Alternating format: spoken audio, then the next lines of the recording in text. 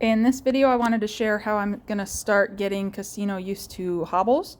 I have not actually done any hobble training before, so if someone has a better method than this or any advice, they are free to give it to me.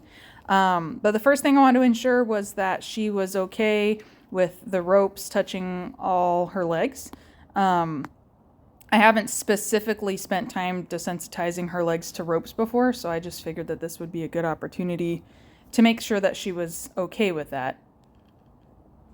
And she was. I mean, I would have spent more time just getting used to the ropes if she actually had an issue with it, but she was really chill about it. So the next thing I wanted to make sure that she understood was pressure of the cotton line on her foot, on her leg, because when she's hobbled, she's going to feel pressure when she tries to move, forwards or backwards or sideways, depending on how she moves that leg. So to prepare her for that, I wanted to simulate her feeling the pull of the line and then having her foot actually follow it. So there she tried to go backwards with the pressure first, so I followed with pressure until she went sideways with it, because that was the direction I was pulling. This time I was pulling forward, so I wanted her to step forward with it. I'm not teaching her to walk with the hobbles. I'm just trying to show her that when there's pressure on her leg, she doesn't need to panic.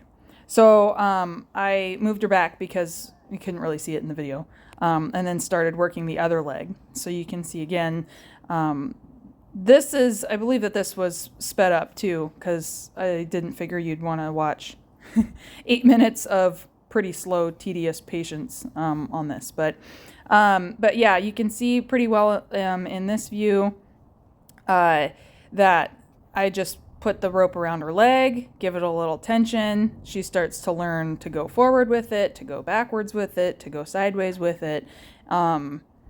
On both front legs. So once I was happy with that, I loosely wrapped this cotton line around her legs so she could feel both of her feet being tied together. And if she actually panicked, I had this where it would come loose like it just did. So then I saw that she was doing a lot better, so I ended up actually like closing it on around her feet. When she didn't want to move, I would push her over a little bit because I wanted her to feel it and not have an explosion moment, much like I do when they first have the saddle put on. I want them to move with it so that they can feel. So she was super good. So I took them off. I was really happy with that today. Good job, miss. Not into me. Good job. Good job. Good job. Good girl. And I just included this photo so you could see how I had configured the line. This is a cotton line, not nylon.